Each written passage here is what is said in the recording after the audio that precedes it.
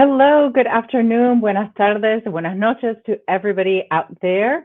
My name is Chantal Rodriguez. My pronouns are she, her, and ella.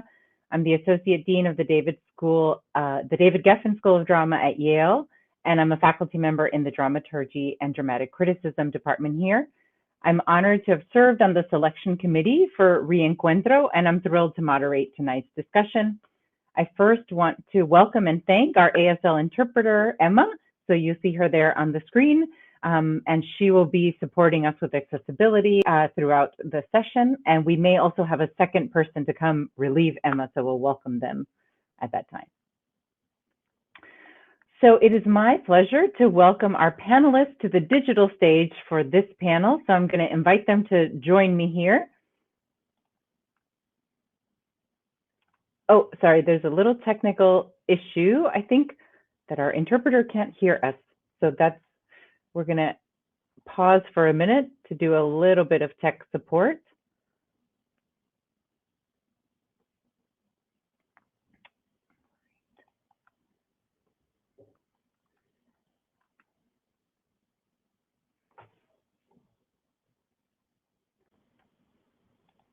Thanks for your patience, everybody. As I like to say, live theater finds a way, even in the digital realm, to remind us that things happen and to slow down.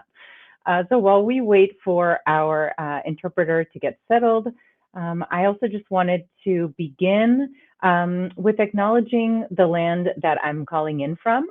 So I'm calling in from New Haven, Connecticut, which is the ancestral lands of the Quinnipiac, Wappinger, and Paugussett peoples. Welcome, Emma.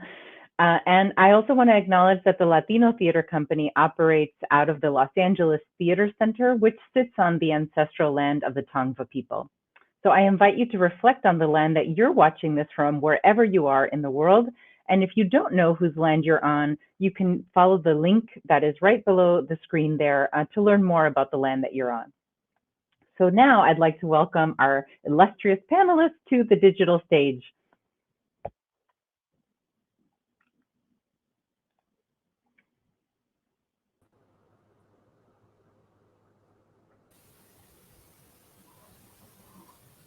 Hi, everybody. So it's a pleasure to have this wonderful group of artists and educators and amazing folks in our community join us for this conversation. I'd like to begin by just inviting them to introduce themselves, and I will begin with Georgina. Hi, Chantal. Good to see you. Good to see everyone. I am Georgina Escobar. I am she, her, hers pronouns is what I use. I'm a playwright, sometimes director, and I'm currently calling from the lands, and I honor and respect the Tiwa, the Manso, the Apache, and the Isleta peoples here in El Paso, Texas. Wonderful. Thank you. Thank you. Tony? Hi, my name is Tony Garcia. I'm the Executive Artistic Director at Su Teatro, and I am calling in from the Cheyenne, Arapaho, and Ute ancestral lands, and he and him, his. I think I got them all. Thanks. Cynthia? Hi, I'm Cynthia Santos Secure, she, her, ella, and I am calling from the ancestral lands of the Quinnipiac, Wappinger, and Paugussett people, also known as New Haven County, Connecticut. And I am a professor, assistant professor, dialect coach, actor, and I teach at the David Geffen School of Drama at Yale. Wonderful. Thank you. Sylvia. Hi, everybody. I'm Sylvia Cervantes Blush, she, her, ella. I'm on the land of the Tongva and Quiche people, which is also known as Downey, California. I'm a director, choreographer, oftentimes a producer, and educator. And Tlaloc. Hi, I'm Tlaloc Rivas. I use he and él pronouns. I am tuning in from the ancestral unceded territories of the Nipmuc, Pequot, and Mohegan tribes, and which is also known as Central Connecticut. And I am a theater maker and a writer, director, you name it. and I have just recently joined as associate professor in residence at the University of Connecticut in Storrs. Fantastic. And can I also just see folks raise their hand if they are an artist at the Encuentro? Fantastic. So yes, so we've got some folks who've directed. I think everybody's directed a show at the Encuentro. Fantastic. So thank you so much. And the theme of today's conversation is Latinx, Latine counter narratives, staging resistance and reclaiming culture.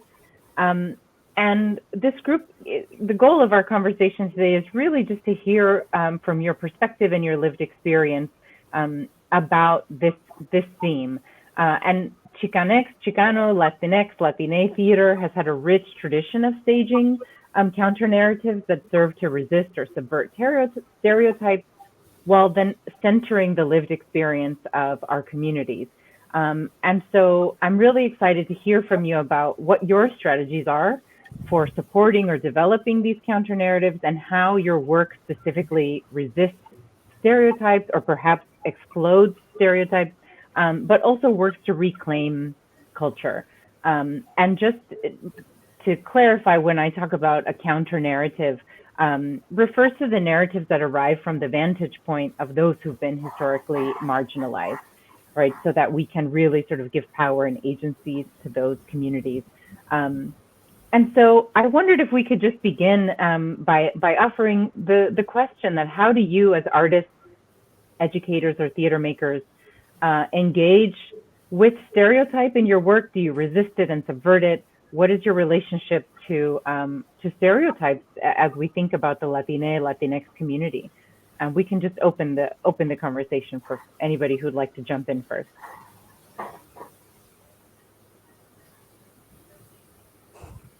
Sure, I'll jump in. Thank you. Not all at once. I'll jump in. In my capacity as a vocal and dialect coach, I'm often tasked with helping the actor to embody the linguistic sound and the authenticity of a character. When that comes into play for our communities is that my work is very specific, detailed, lots of research to make sure that our communities are authentically represented, not only the visual representation that we hope to have and inclusivity that we hope to have on screen, television, stage, but also the oral or the linguistic sound authenticity that we hear actors embody. So that may take a lot of research and nuanced understanding that we don't all sound the same, that there are differences in linguistic identity, even in the same neighborhood. Within one country and within cities, both in Spanish and in English. So my work is very detailed. That's how I do it for dialect coaching of a play or on another project, like television project. In the classroom is a completely different way. As a professor teaching voice, speech, accents, and dialects, I look to make sure that the actor is empowered to also honor their own linguistic identity. So they see that as an asset. I work to empower them into making sure that they work from self and that they can affirm their own identity, their own linguistic identity as a part of their own learning process. Wonderful. Thank you so much. Yeah, I wanted to share something actually on that because it's something that I'm trying to find a way to describe, and I think you just did it. Because I write a lot of genre, and that's what the industry calls it, right? Genre, sci-fi in an evolved form, because I think we're past that genre. But I think that's one of the places where in my personal work as a writer, find a reclaiming of culture and the resistance of stereotypes, because I address issues sort of that have a lot to do with environmental justice, and I take a big cue out of Bucky Fuller than Adrienne Maree Brown's biomimicry and the porosity in like the natural world. And so when it comes to the natural world, a lot of what happens in my writing is that I'm questioning how we as humans respond to that, and that humanity in my work specifically is put forward in the lens of queer Latina women, because that's what I am. So they kind of just live in real circumstances, but through genre, and genre allows me to really do that and change I know this sounds really silly, but change their names, like finding names for the characters like Fig and Hex and, Flip and names like that like they own in their identity. And yet at some point in the play, their lived experiences that they are Latino, they just happen to be, right? So that's kind of one way I do it in my personal work. Wonderful. Thanks, Regina. I think to Cynthia's point about when thinking about giving actors power as a director, I like to start with the text first and think about what is the playwright saying and how do we investigate that? What's the truth that's in the story? And rather than thinking of just the stereotypes and how do we pick apart the stereotype, is maybe looking at, are there tropes that we embody as a community? Because a stereotype, I often feel that it's something that is placed on the community as opposed to a trope that is an actuality of something that might be defined within a community. And so if it's something that we can explode because there's truth in it, then we can have some fun with that, right? And if it's not a truth, then maybe looking a little deeper and trying to figure out what is the context or what is the theme that is at the heart of said stereotypes. I think of like Electricidad, Luis Alfaro puts us in the East LA area, the barrios of East LA. And so when I worked on that piece, I really wanted to embrace what that community was, how I knew it growing up and visiting my family there, and thinking about the sounds that I heard. So a lot of times it's, for me, starting with the text, thinking about culturally the things that I bring with me, which is music or dance, and putting that on the stage, and really just embracing what these characters are experiencing so that they can manifest on the stage for the audience.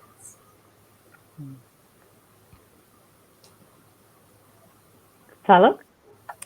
Yeah, to piggyback of what Sylvia and Georgina have eloquently said, I think as an artist and as an educator, I try to teach and remind students that, and this is a question about Latinidad, which is that it isn't a racial category, right? It is a cultural identity that some choose to put on and some choose to live, and then that within that there are multiple entry points. And the question of what is a stereotype is really interesting to me, because what I might consider a stereotype may not be a stereotype for others. And so it's a very complex and nuanced conversation to have. I think it's also, this is also a generational question, because I was deeply influenced by teatro and El Teatro Campesino and their actos, the Luis Valdez's Los Vendidos, and the way that they subverted stereotypes in those plays in order to tell a story and about the ignorance of Gringolandia and how they see us, was a really important formulative artistic experience for me. Nowadays, we see many young people who are coming into the classroom or who are coming up, who are really unsure about whether that's the right truth, as Sylvia was talking about, which is this idea of like I'm not really comfortable with satire or going into that genre of sending up something that might deeply affect them in a way that can hurt and be harmful.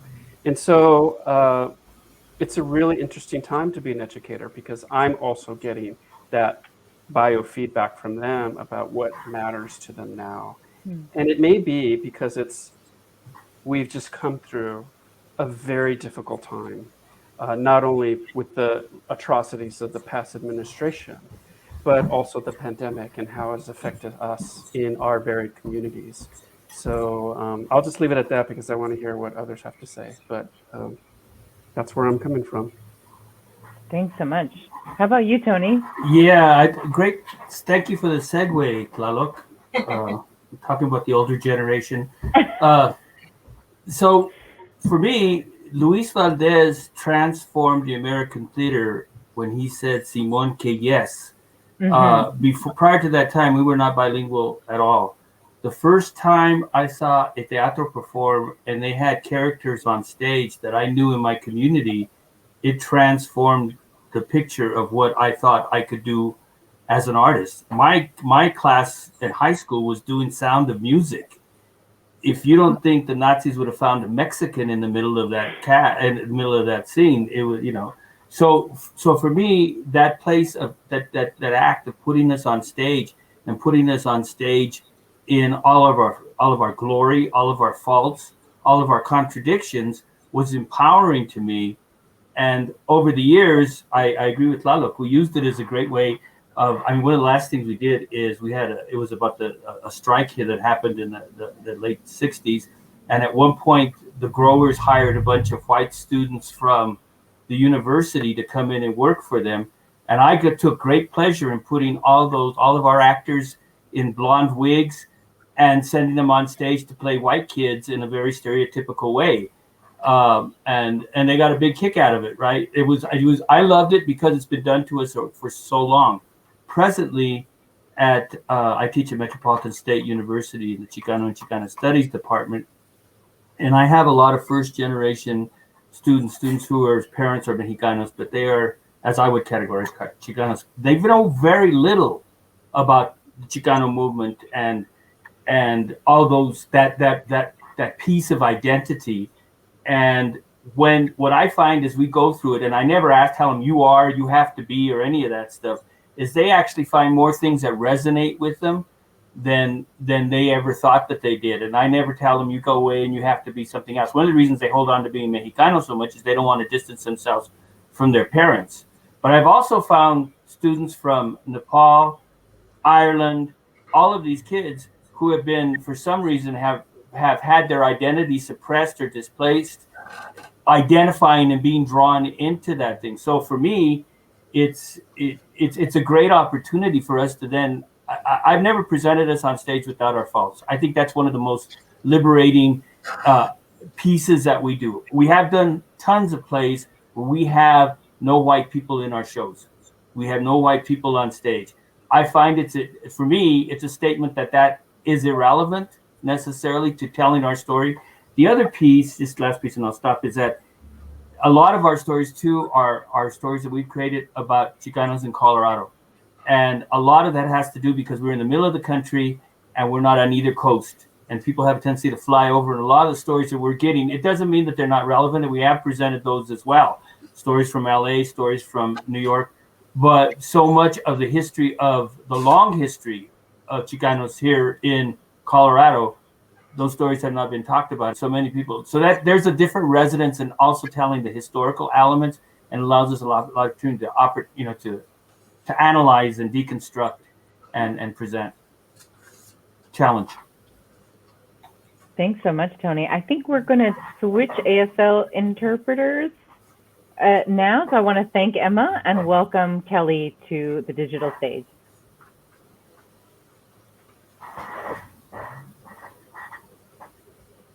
Welcome, Kelly. Thank you so much.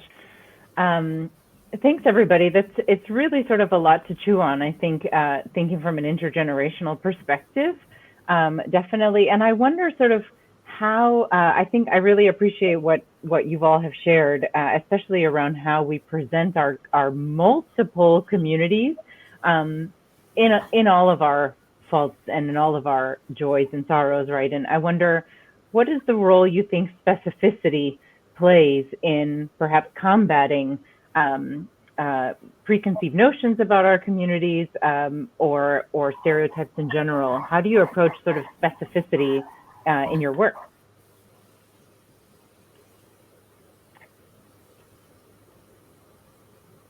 Georgina? Thanks for that question. It's so beautiful. That's what makes it universal, ultimately, and that's what we're hoping for. I teach currently at the University of Texas in El Paso, and I found when I got here, I was brought here specifically to create a new play with the students, with the non-existent playwriting students.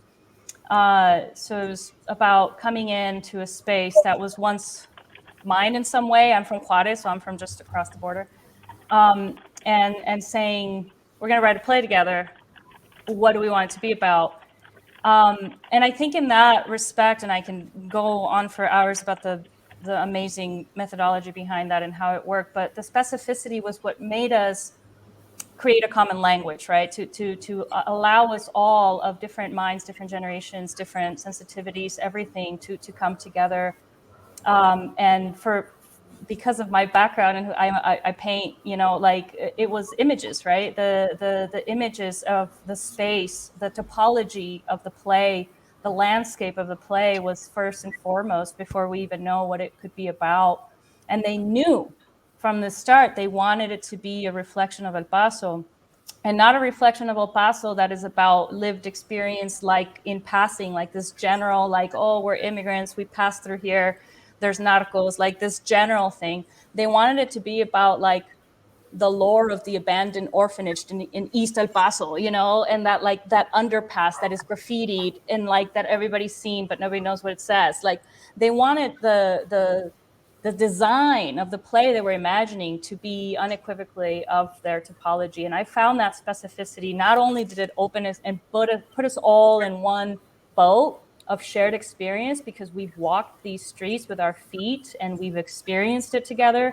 So the visual landscape for us and the music, this is a rich rock and roll city, man. And as far as the music, so in tapping into the music of the space and the topology and the spaces, that specificity allowed us to create a piece that was uniquely about, for, and by Frontera kids. Wow, that's beautiful. Thank you, Georgina. Cynthia? In many ways, like that Georgina was describing, I approached the work of specificity by asking questions.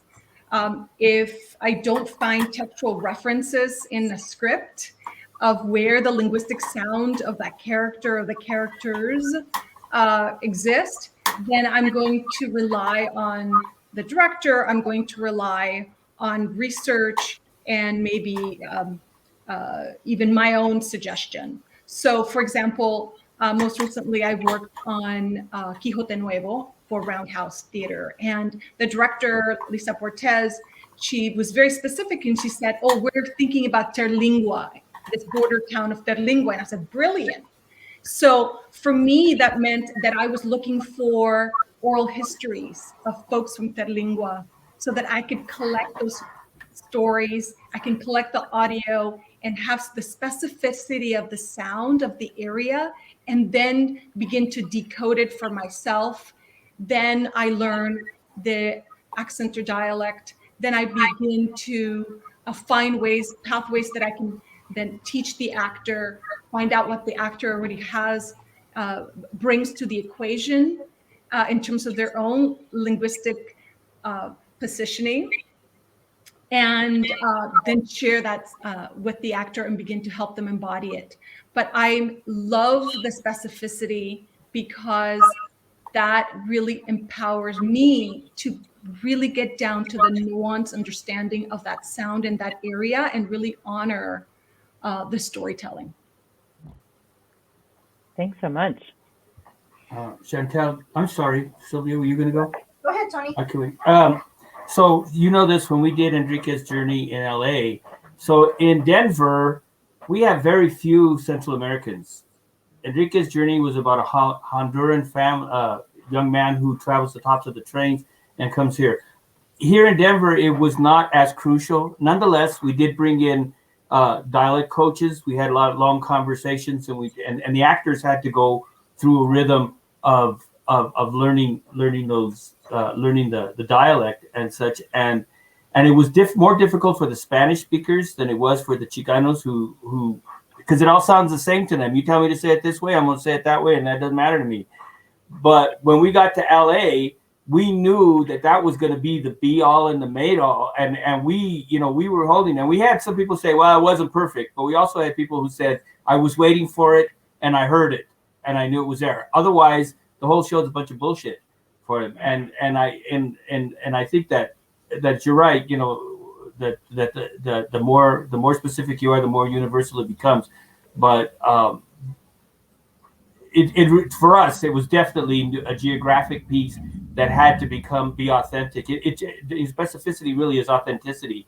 And how can you be real if you're just kind of making up something that you think it is? I really always challenge my actors if they're doing, I don't want them coming on doing some accent that they think belongs someplace. My rednecks don't, my racists don't get to have redneck voices and such like that. I think because it loses its authenticity and its bite. So that was my 2 cents. Thank you. Sylvia. Yeah, I'm totally on board with that specificity is deeply rooted within authenticity. And again, I go back to thinking of, I'm always in search for the truth. What is at the heart of the story that's being told? And I think something that for me recently, having graduated, one of the things that was very interesting was not always working with artists that had the same background as myself, meaning designers. And how do you get the designers that are going to help create the world in which the audience is going to enter into with the actors on the same page? And I found that, I first have to be prepared to provide a foundation that comes straight from the script and be able to offer them images or sounds and things that will help everybody have a common thread so that we can join together and bring in our own authentic selves into that story, and then be able to allow whatever that story is explode and manifest on the stage. But it's really, for me, is when, especially working with designers that come, how often do we get to say we have a full Latinx, Latine design creative team, actors, the whole enchilada? It's very rare. So being able to know how to bridge those gaps and work with artists who are prepared to learn more outside of what their expertise is, I think is also really key. And it's about that invitation and getting them excited to join that world. Palak? Yeah, I think specificity is a really interesting question, and I think I'll talk a little bit about artistic process. When I was adapting a 200-page young adult novel into a 50-minute adaptation, and what that does is that it forces you to really be, throw as much as you can onto the page as a writer as you're creating your first draft. And then you start to whittle away all the things that don't really need to be there, and you really get to find out you find the specificity by just whittling away. More is less, and then when you find and in that process you find out what the heart of the story is, what the heartbeat of the play is, and that was a really exciting journey for me in creating The Revolution of Evelyn Serrano. At the same time, it also involved this foray into writing songs for the piece, because I felt that it wasn't just enough to just tell this story about 3 generations of Puerto Rican women, but that they needed to share an emotional quotient, an emotional experience with our audience. And that was just a really, it was such an incredible learning experience for me working with a composer and a music director who were really pushing me to be very specific with each song, to make each song almost a one-act play in and itself. And that was such a valuable lesson, because within that, I was able to illuminate the experience of each of the characters during that process. And let's just be real, we're all, we're theater artists, so that means already that we're nerds, and we are inclined already to put in and go deep into as much detail as we can. The real trick, I think, is to, like, how do we wean that away and really make it something that's unique and special in terms of our vision and how we share that with our collaborators. Thank you so much. I also just want to tell the audience that if you have questions, you can begin to submit them at any time. And as we move into Q&A, then our behind the scenes amazing technical folks at the LATC will start sharing them. So I'm sure that this is engendering a lot of great questions. As I think about the programming for this amazing digital festival, and thank you, Taluk, for sharing about your experience creating the piece. I wonder, Tony, if you might talk to us a little bit about Interview with a Mexican, because that piece really does engage with these questions directly. And if you could just tell us a little bit about it, it'll stream tomorrow and then we'll be on demand. But I wonder if you could talk to us about that process a little bit. Yes, thank you. Thank you for the segue and the plug. So Gustavo Arellano's column Ask a Mexican was published in Denver and a lot up and down California, and a lot of pieces that people saw it. And I started to get connected with Gustavo. We had a really reactionary right-wing congressman here in Denver named Tom Tancredo, and we scheduled a debate between the two of them. We had about 250 people, and I gave him a bunch of booze and stuck him in a theater. It was really a lot of fun. So we got to know each other, and so we were in a bar eating tacos, and I had read that he had a play that they had done an adaptation of the piece, and I said, hey, why don't you, where's the play? You told me you're going to have it. He goes, it ain't going to happen. Why don't you do it? And that was pretty much the whole process. After that, then we started to talk about what it might look like, because I started to run with it, and what. The other twist that we had in the process was that Gustavo's quit the Orange County Weekly, and he lost the rights to Ask a Mexican. We couldn't use that anymore, but he didn't lose the right to the columns. So we started from the columns, and he's actually very funny. And we have these conversations where he goes, that was really funny, and I said, well, you said that. He goes, I don't remember saying that. It sounds like you said that. So we have these arguments of who said what. So there was a process of learning his voice, but so much of what he has there is it flies with it. So we took it, and using the background that we have in terms of octos, you can see octos kind of quality in the piece, that of taking his stuff and then riffing on it. He wrote a lot about Denver in his column. So he has a piece on the gentrification that happens in the north side, and it's a letter. Somebody writes in a letter. We read it, and then they respond to it. But I happened to have a song that I wrote called "White People Walking Their Dogs," which is what has happened to the north side of Denver. All of us have gone, and now there's just a bunch of there's not a bunch. There's a white. So it was there was a lot of interacting. By the time I got to the end, it sounds like a game show. It feels like that. That's kind of what I felt was happening with this column. And so Gustavo came out when we were in San Jose and testing it. He saw it in numerous places, and we did it also in Albuquerque and then in Denver, the run in Denver. So he had feedback. We also had Daniel Valdez involved in the process, and there's a lot of music in it. And Danny, I remember in San Jose we were doing it, and Danny, after a rehearsal, he said, you don't have enough music, which is what you would expect Danny to say.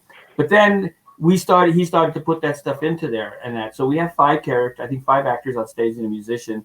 And it starts off, it's all about if we were having this conversation with his column, and it's tons of questions, tons of smart ass answers. You know, they say, ask, it's better to ask so you don't look like a pendejo.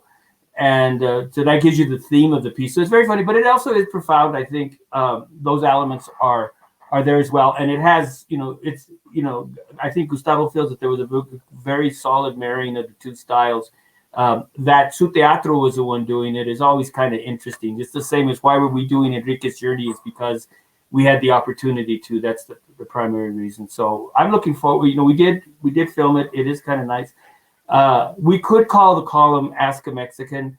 And I think the OC Weekly went belly up after. It was like a whole drama after that. But once we got started, we probably could have done another 2 hours after that. We just didn't because there was something else that came up in that. So that's what we'll do tomorrow night for you.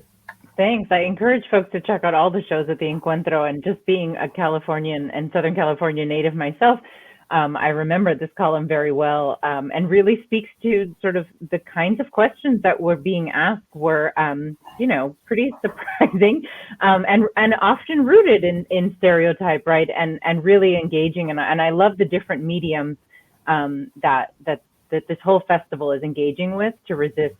I also wonder about the kinds of stereotypes that maybe Latinx artists might impose on themselves or based on, tenets of white supremacy or something might feel oppressed by. So I have a question for Cynthia because you just recently were featured on this amazing podcast for Shakespeare Unlimited, where you talked about sort of actors being sort of shamed for their vocal natural idiolects, and that perhaps their voices maybe are not good enough for something like Shakespeare. And I wonder if you could just talk a little bit about your work in that regard of how you help sort of folks unlock and reclaim their culture in something like Shakespeare that we mistakenly think is a very particular certain way. Right. Well, thank you for the plug for the podcast. Also, one of the biggest misconceptions that there is about speaking Shakespeare's voice is that there's a particular way of speaking it, that there is only one way of sounding. And that misconception is rooted in the fact that we've been listening to folks from abroad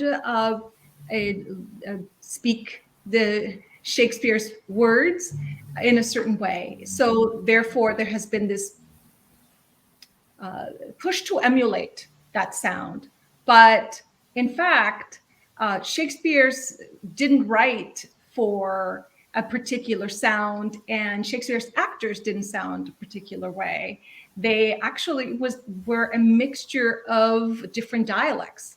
And as part of my work, I've researched original pronunciation and took some workshops, a workshop with David Crystal and Ben Crystal in London that talked about original pronunciation. And when I did that workshop, I was still teaching at Cal State Los Angeles.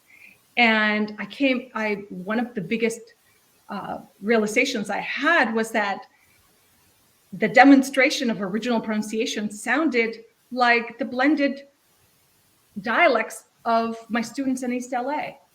So in fact, Shakespeare wrote very much like for the folks in our community. So this misconception that Shakespeare needed to be spoken a certain way immediately was, I began to then take it back to the classroom and say, listen, Shakespeare wrote for folks in this manner. He incorporated all of these dialects. Now it's your turn to just own the language, speak it as yourself, really feel connected to the textual nature of it, and reclaim it. Claim it as your own.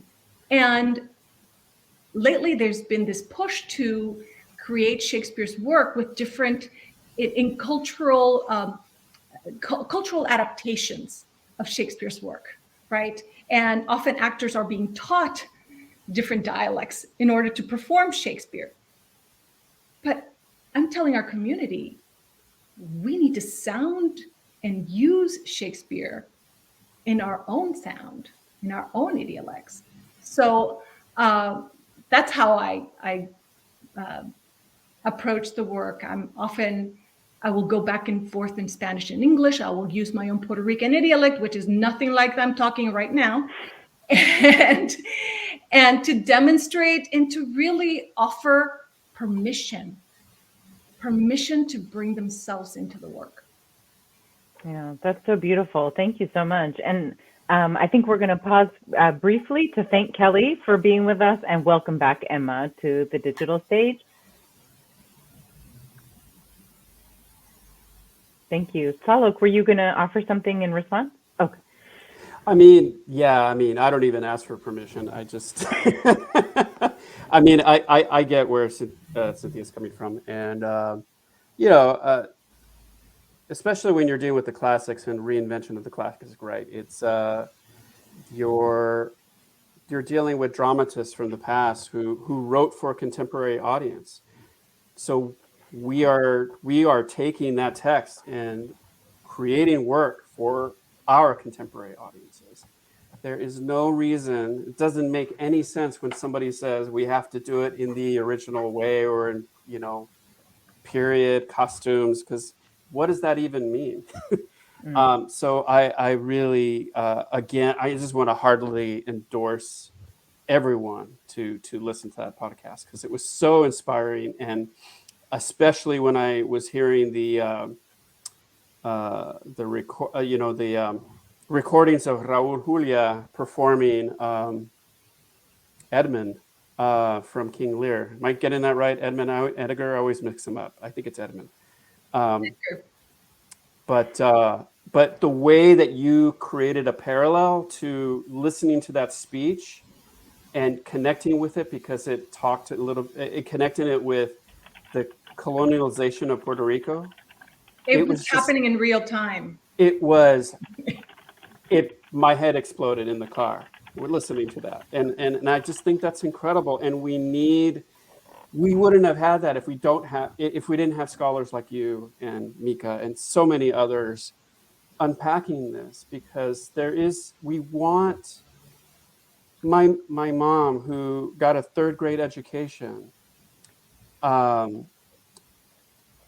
is like, she should be able to read and understand Shakespeare. She's reading Don Quixote in the original Spanish, because at her age, she's now, I'm sorry, Mom, she's in her 70s, but she has always had this insatiable appetite for this, and the classics belong to all of us. And now she's getting the opportunity because of the education she was able to receive as an immigrant to explore that. And we owe that to the next generation. Like, we want them to say, hey, this belongs to you as much as it belongs to anybody else. At the risk of I'm sorry. Go ahead, Tony. At the risk of going down a rabbit hole, I have a lot of issues with Shakespeare. And one is the idea that it's something that's imposed, that has a colonial imposition to it, right? This was a standard. Nothing makes me feel sadder than to watch a young Latino young person feeling that the only way they could be an actor is to speak in this really horrible English accent. And I think we're all kind of in there. I think that what you guys are talking about, I'm fine with. I agree with this idea of deconstructing it, and also starting to pick apart why we hold this in such high. It's because it was imposed on us and told we had to assimilate to it. So I agree with you. When you hold up Cervantes as well as hold up Shakespeare, that's cool. There's others people that came forward. I always I'll try and tell the story real quick. When I was doing Enrique's Journey, we were at this college, and Danny and I made this joke in the play, and the college theater people were saying, "Oh, that's great. That's such a great Beckett reference." And Danny and I were saying, "That wasn't Beckett. That was Cantinflas." Mm-hmm. And they were like, "Who's that? We never heard of that guy." And we were like, no, it is. And then I went I was in the classroom, I was in the office with one of the teachers, and I found a book on contemporary theater, and I opened up a few pages, and there was a couple of paragraphs in there about Cantinflas. So I'm saying, yeah, I'll do Beckett, but I want to see, can you do Cantinflas? So that's kind of like my end of it. Well, thank you, Tony. You're just making me think of Luis Valdez, who said that, El Teatro Campesino was a blend of Brecht and Cantinflas, right? And I think one of the challenges that I find, and I've been thinking a lot in this conversation around the difference between archetype and stereotype, right? And we think about archetypes when we think about Commedia dell'arte, but then when we think about our community's work, there is not always so much nuance that critics bring. And so when I'm, teaching that work, making sure that we honor the Cantinflas side, because people might first recognize what they might think is just Commedia dell'arte influence without knowing about the Carpa traditions in Mexico and throughout Latin America, and really understanding that it is a blend, but that so much of the performance tradition was rooted in a Mexican cultural tradition. Outside of a European tradition, right? And so that I think we have to continue to really fight for that recognition, because I agree with you, Tony, it can be very easy to sort of just paint it with a wide brush of what people know. So I wanna make sure we have some time for audience questions, and I think there are a few that have started to come in, so I'm gonna ask for some support from our tech folks. So Daniel Jaques, who's on our selection committee, asked, is reclaiming culture today different than it was 2 years ago, either in your role as leaders, educators, or individual artists? Thank you so much, Danielle. That's a wonderful question. Is reclaiming culture today different than it was 2 years ago? What do folks think? I'm jumping on this Please, because I wasn't in academia 2 years ago, or will I be in a year? So, just speaking from like that in between, it sounds and it feels different, Daniel. It does, because there's a culture that is now becoming, how do I explain this? At least here in El Paso, right? Beyond the identity politics, or like being Mexicano and being fronterizo, and more about like being fronterizo in this world, right? Like where we are right now, and aligning themselves to Black Lives Matter, and aligning themselves to We See You What, and aligning themselves to like these larger things. It feels like there's a reclaiming a culture, at least in academia, or at least here, I can only speak for here, of who are we now as, yes, fronterizos and Latinos, pero más allá. O sea, como personas, como millennials, como blah, blah, blah. And one of the ways that I saw that very clearly was in doing Monsters We Create. Immediately, I had one of my queer Latinas raise her hand and say, we need to have a non-binary character. And this was a fronterizo play, and they were like, we need to. And of course, we investigated why do we need to? Is it just because we're responding to something, or why do we need to? And her response was simple: we have a homophobic president. Not president of the United States, which of course also, but like of the university. So there was like this whole idea of like, we need to reclaim culture as a form of survival. I don't know. 2 years ago, when I was living in New York in my apartment, I was a little bit less aware of. Thanks. Saluk. Yeah, one of the things that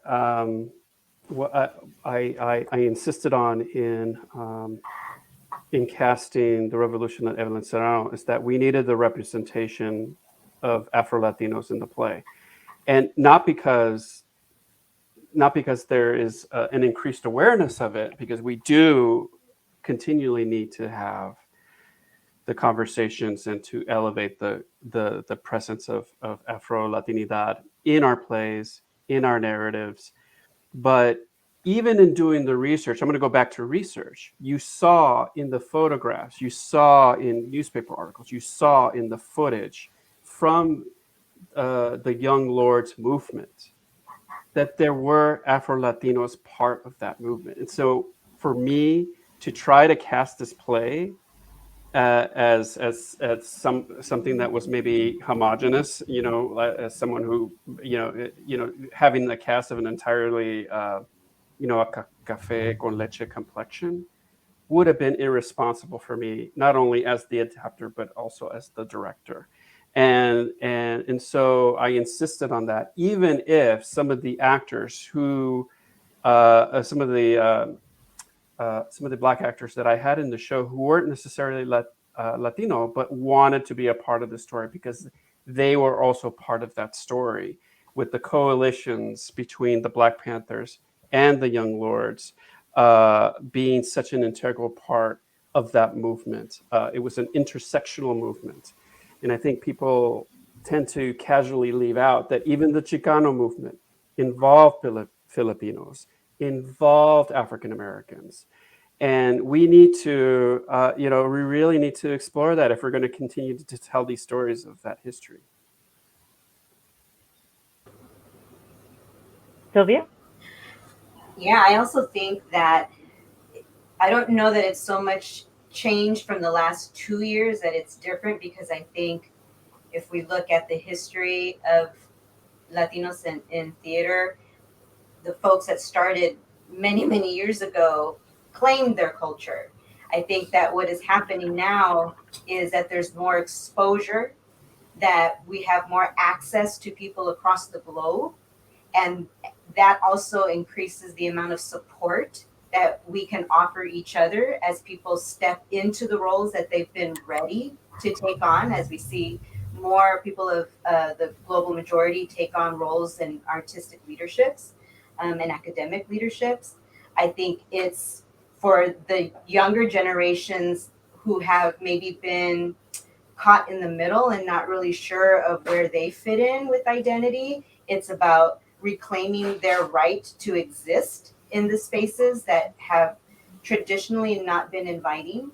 And I think this shift that we've been seeing happen in the last 5 years within Pendejo 45 is that we're seeing more of a forced inclusivity, that more PWIs are being forced to open their doors.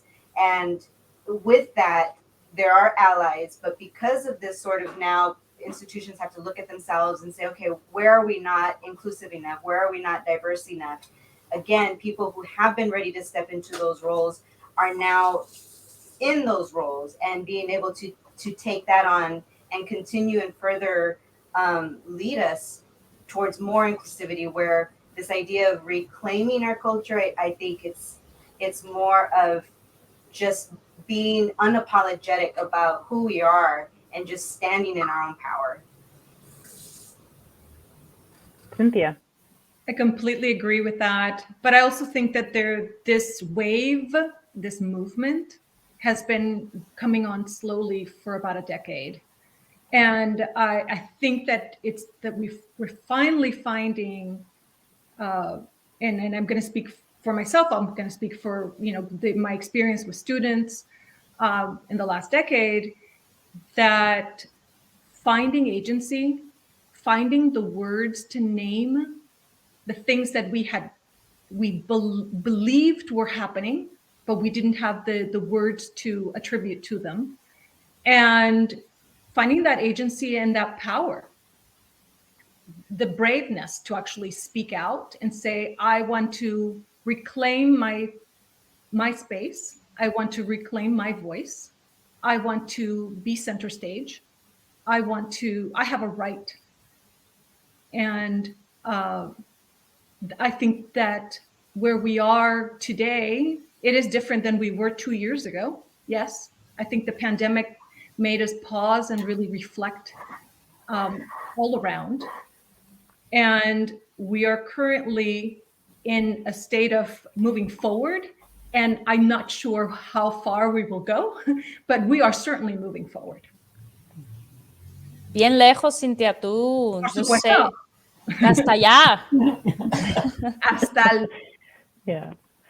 And I'll say, I guess, someone in a leadership position, I feel a greater sense of urgency, not only to reclaim aspects of my own culture for myself and to live unapologetically, But I feel a sense of urgency to if I do that in a particular culture, then I support a culture in which we can be our authentic selves, right? And so I remember being in a meeting, just sharing privately with some Latinx students that sometimes, if I have a big meeting on Yale's campus, I debate, like, do I wear the hoops? Do I not wear the hoops? And my students are like, always wear the hoops. And so, like, I just feel like, and honestly, having colleagues like Cynthia, like, and having that support, I think the more that we live unapologetically and reclaim our culture, the more we model it and support a culture that can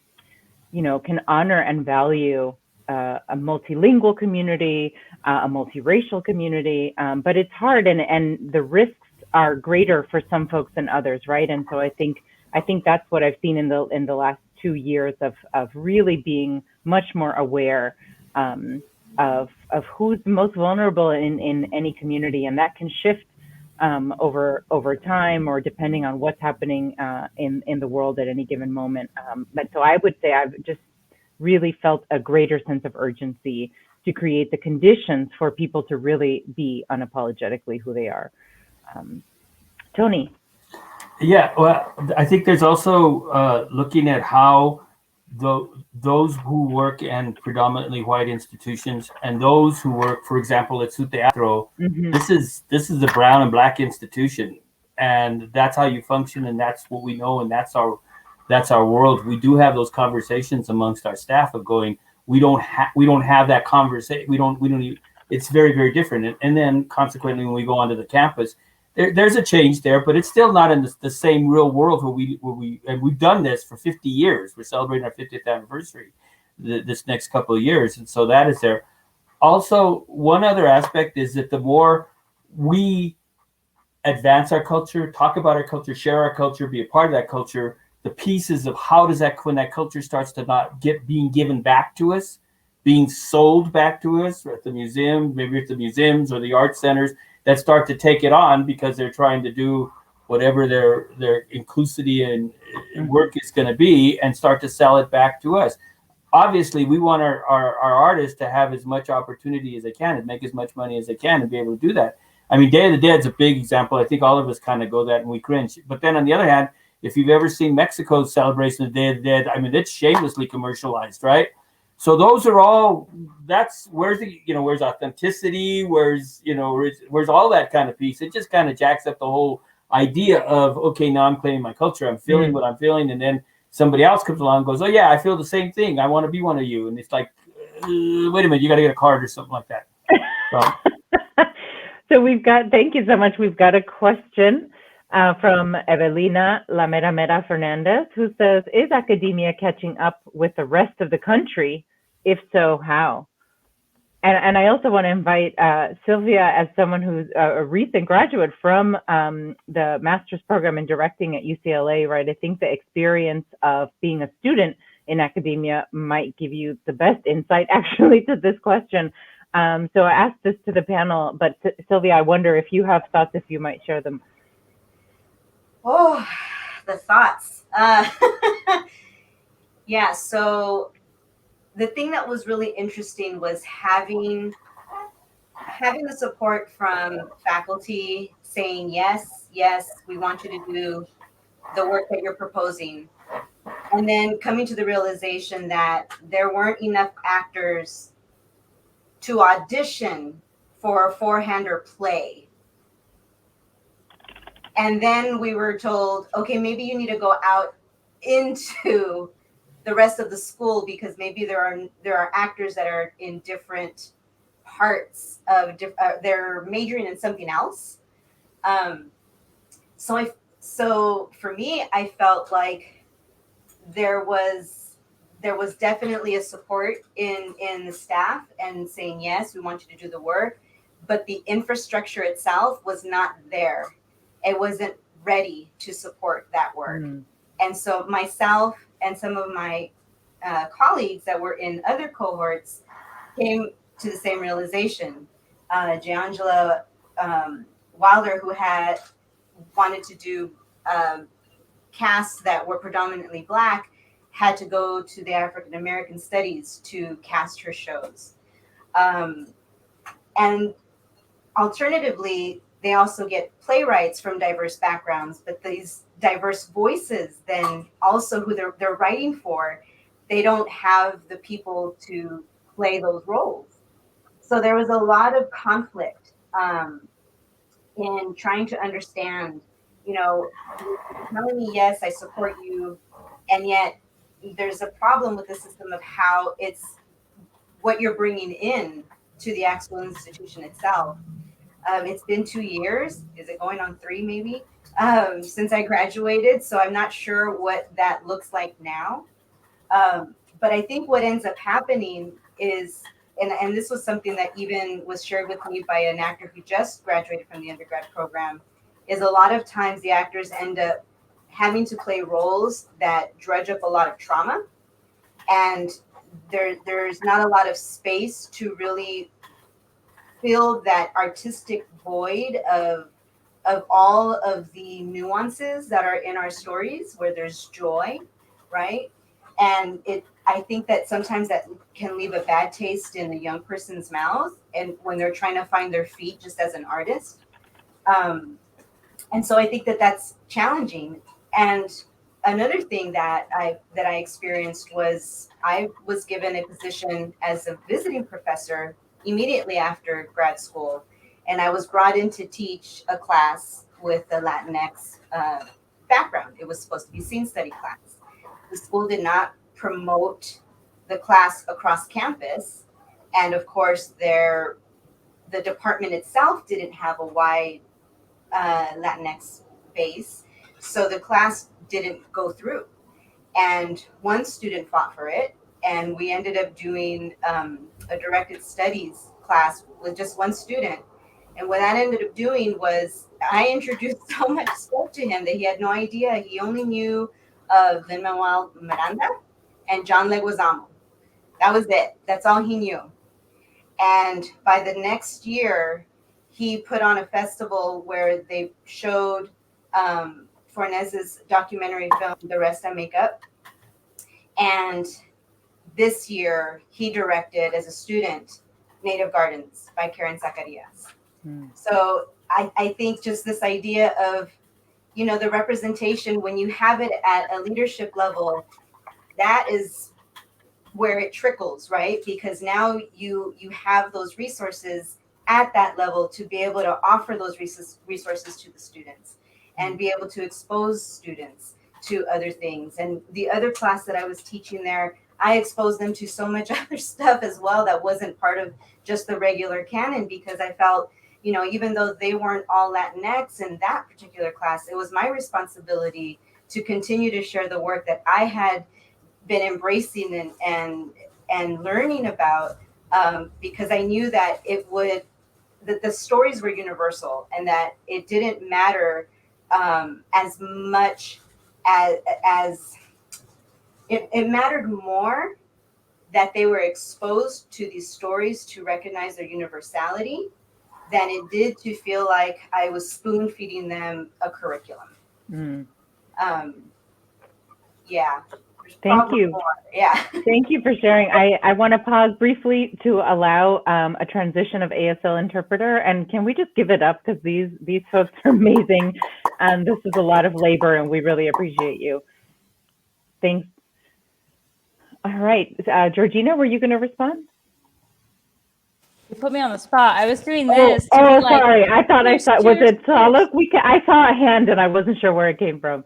I mean, the only thing I can say to that, to 2 seconds, is that for me, the experience that I've had is that there's power in numbers, Evelina. So like, I'm at the University of Texas El Paso, and now there's like, ¿cuántos? Como 4 o 5 Latinos in there, Mexicanos, and now we're seeing some of the change in being able to have the conversations of like, okay, let's look at our season selection and create some tenets behind it that are EDI forward, or that are actually taken care of by the people of color, right? So, but I really don't think it would have been able to be accomplished without the numbers. I mean, the more faculty of color you have, the easier it is for it to be sustained in a holistic and healing way, instead of it feeling like, the Mexicana versus the white professor, and then it's exhausting, and it's all the work comes down on us. So there's like what's Silvia was saying, it's about the leadership and then also who's around you. That's where I'm seeing the change in academia. Thank you. I think we were kind of having a separate conversation here, because Su Teatro in its history has only been invited into the theater departments at the universities very, very seldom. Most of the time we're not. And the theater departments run away from us and freak out every time we come in. So I think that when we talk about it, we should talk about it and make a distinction between what's happening at the university administration leadership level and what's happening in those theater departments. We're not in those departments. They don't give a shit about what we're doing. Clearly, you're right. They will do Lin-Manuel. They will do, and they get excited because they're doing In the Heights. No problem with the show, but it's not the only show that happens, So I think so. We make a distinction, and I think when you do that, it gets really significantly different from what the universities are trying to do and what's happening not only in theater, music, and dance departments as well. Yeah, thanks so much. And I'll just chime in and say that I think that there is so much structural change that's needed throughout academia that happens very, very slowly. So I think the pace of change is much slower, and it also takes a toll on folks, right, who are doing that work in those places. And I think this is an interesting transition, perhaps, to Ana Bernal's question. Where are the Latinx mentors that help the up-and-coming artists, and doing it selflessly without any exchange? And perhaps it might be good for you all to share how you approach mentorship, because I know you all personally, so I know that you're right there in front of me. But how do you approach mentorship, and how can we help address this question from Ana? I saw your hand, Paulo. Ana, we are right here, and I think we try our best to participate in as many forums as possible. Unfortunately, they happen few and far between, and sometimes, getting the word out and having it reach the various social media or email circles is a tricky thing, unless it's directly targeted to young Latinx, Latina artists who are desperately searching to talk to us. I will say, though, that one of the things that I'm still so blown away by was, like, as soon as the pandemic started, I started this thing on HowlRound called the Latinx Super Friends Playwriting Hour, and we did like 15 sessions with different writers, and a lot of it was about just sharing our processes about playmaking and theater making, but it was also a time to just like break bread and connect in a time where we had to isolate from one another, which is such a hard thing to do as human beings, but especially as Latinos, like, we love to get together. Like, that is like soul affirming when we all get into the room and we know that feeling, like, yeah, I can be myself here in this room with all of us, with all of you.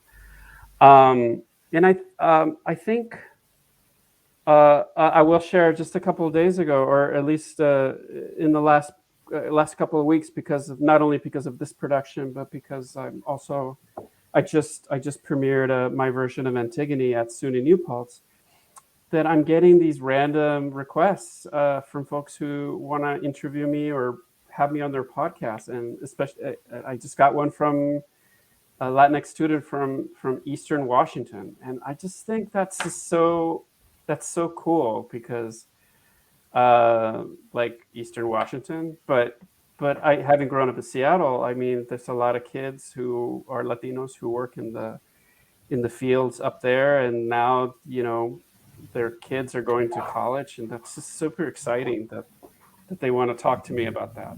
And just to go back, I wanted to say something about like finding like non-theater Latinx to be involved in theater right now, which is, it's super hard right now, because the last thing that anybody wants to do is be in a theater production where people are like speaking at you from less than 6 feet away and like wearing a mask and all of that. So it's going to be a while until like we're all, vaccinated and we have this thing mitigated enough. But I just wanted to say, I hope that conversations like this, that festivals like this, that you seek out productions, and I'm sure like being able to reach out to anybody that if they're doing something that interests you, just asking is free. Reach out to them. I'm sure they'll either respond, and if they don't, find somebody else like me or Georgina or anybody else on this panel. Yeah, Cynthia, I know you personally because we work so closely together. I wondered if you could share your approach to mentorship. Oh my goodness. I am still mentoring students that I had 10 years ago. So I am still in contact with students that I had a decade ago. Mentors are everywhere. Mentors are doing the hard work every day, talking to students, empowering students. They're everywhere. For me, finding my mentor, one of my mentors was Jose Cruz Gonzalez at Cal State Los Angeles. I had known of his work all the way back to the Hispanic Playwrights Program, and he just saw me. He saw me. So to find a mentor, to find someone who sees you, sees your work, it allows you to enter into training or enter into production in a way where you don't need to accommodate yourself. You immediately are present. You can exhale. And we are everywhere. I was actually texting with one of my former students last night, just giving her a pep talk. So we're everywhere.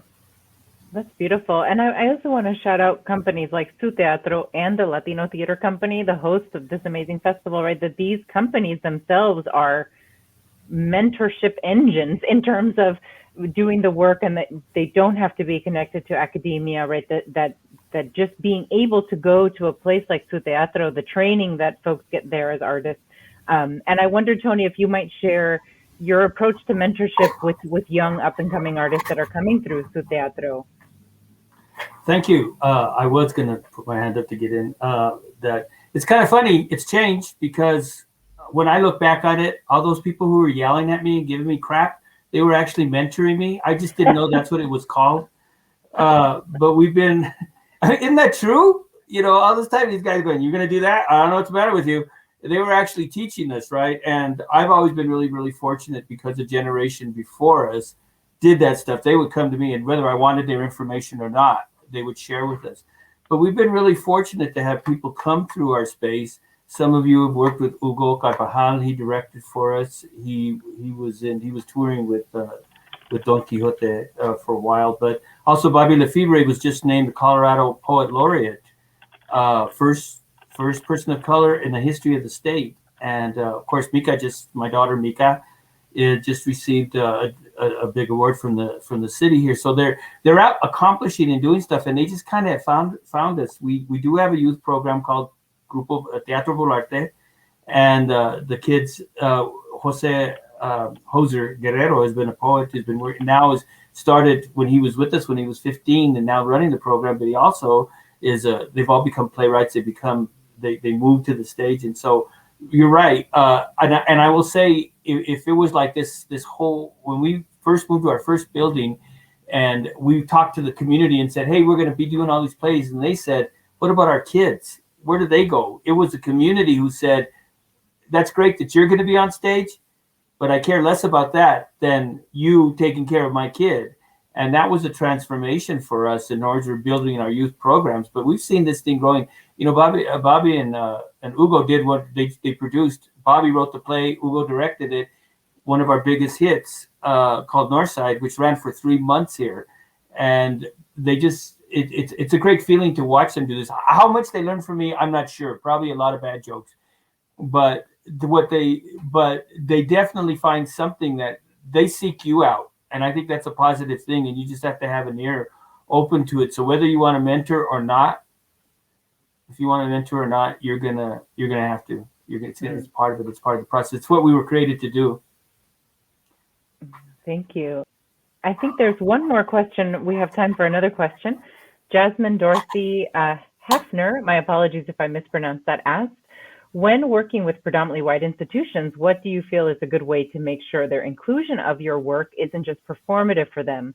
What are some of the best tools you've used to make sure your voice isn't being censored or presented outside of your original intention? It's a wonderful question. Anybody interested in taking that on? No is a sentence. It's a beautiful sentence, actually. No on being censored or presented outside of the original intention. No. That's all I have to say. There's other spaces, there's other avenues. When working with predominantly white institutions, I think that's the key, right? You're working alongside. You should have a common vision, mainly the writer's vision. There's just no compromise when it comes to an original intention and what an institution's comfortable with. In my experience,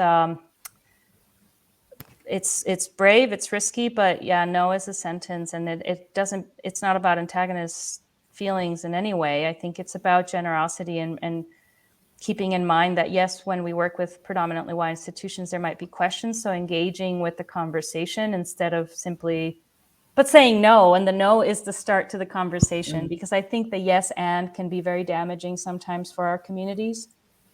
So the no and, I think, is a very powerful one. No, I will not censor. And let's have a conversation about where these impulses are coming from. But that is very taxing for artists. But if you care about your work, it's kind of something that we have to do over and over.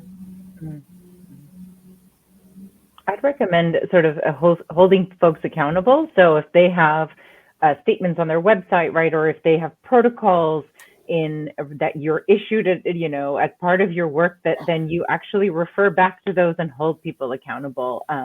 Because I think that's where the danger around performativity lies, is that if it's not a lived practice, and also I think, to echo what Georgina said, is to take care of yourself in the process. Because resistance, coming back to the topic of resistance, right, is very taxing, and takes a toll mentally and physically and psychically. And so those would be two strategies. I think I saw a hand out in the panel as well. Was that Tlaloc, or anybody else want to?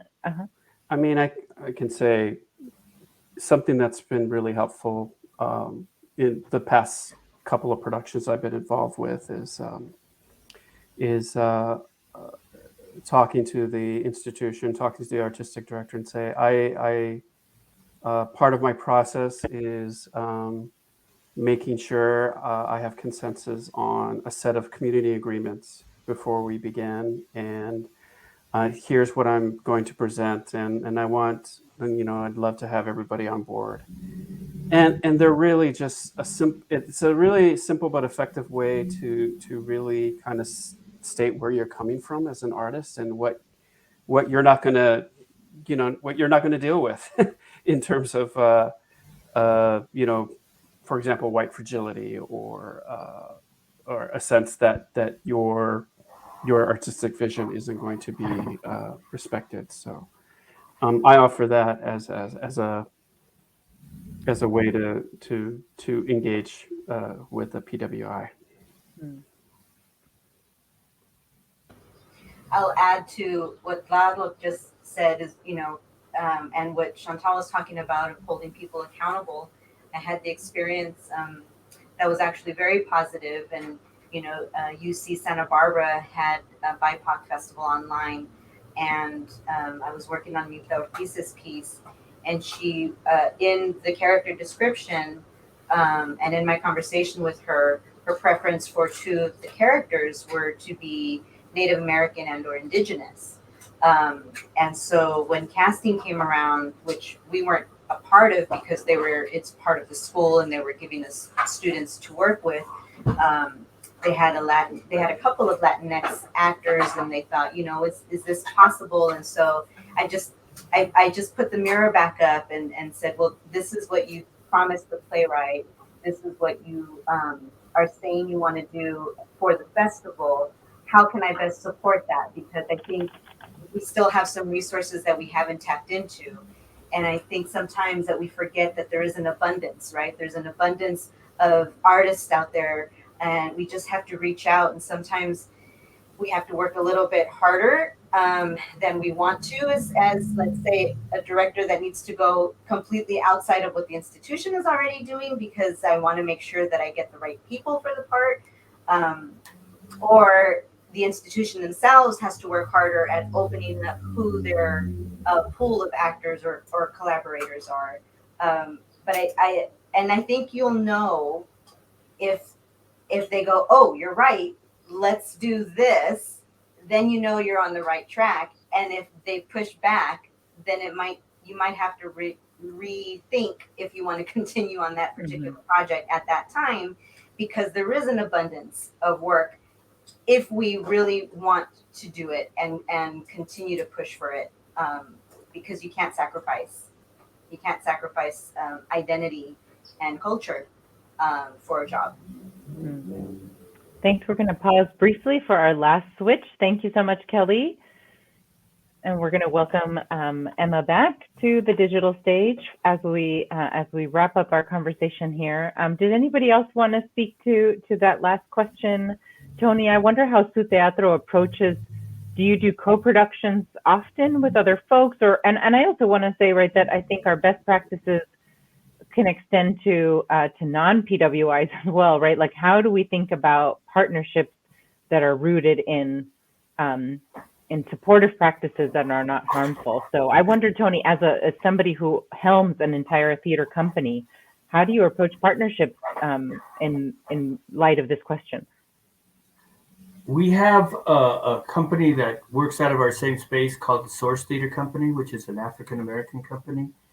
And years ago, they lost their space as we were moving in here.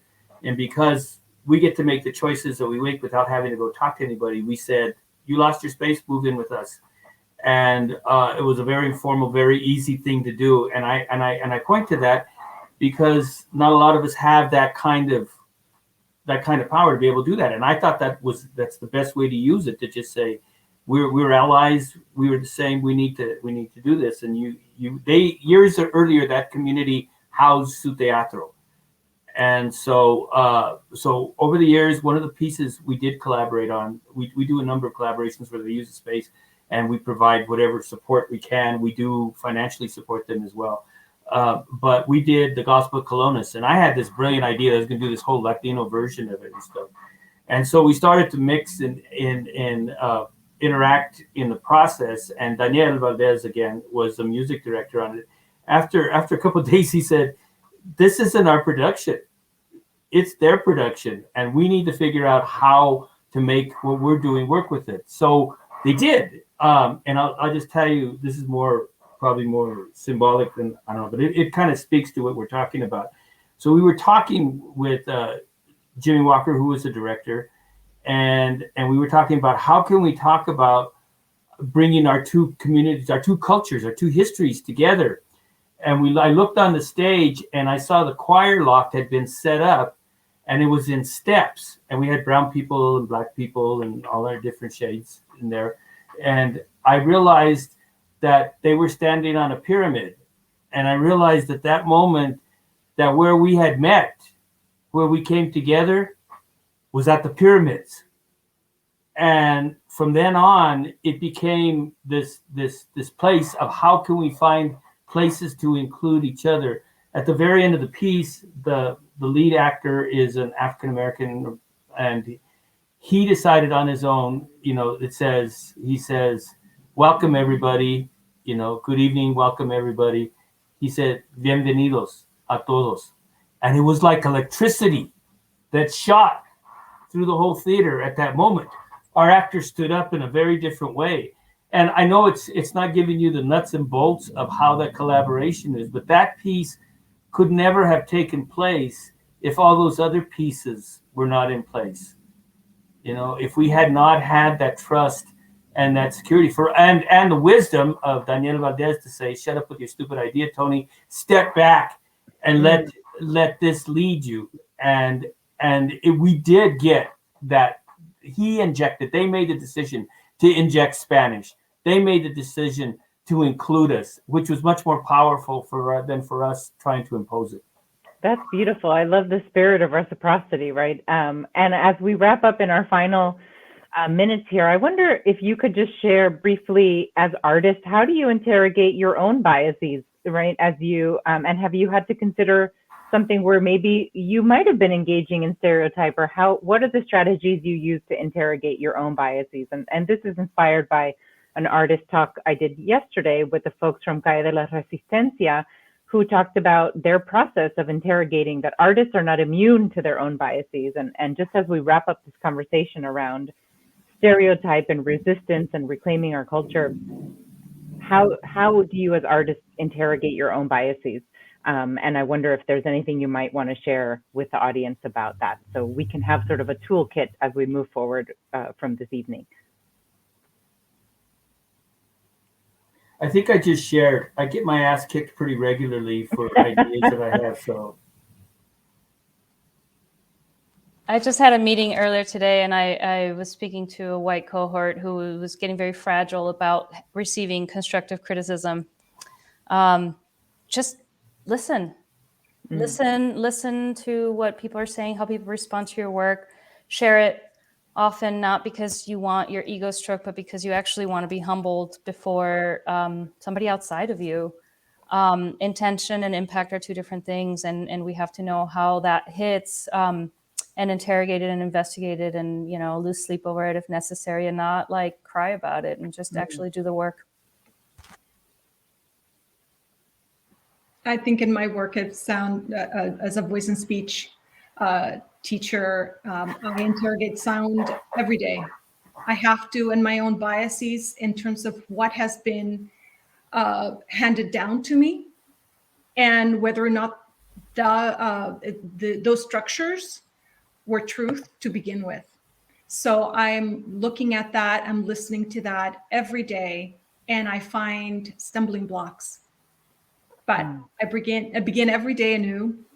Every day is a new day to start to understand the work better and share it truthfully.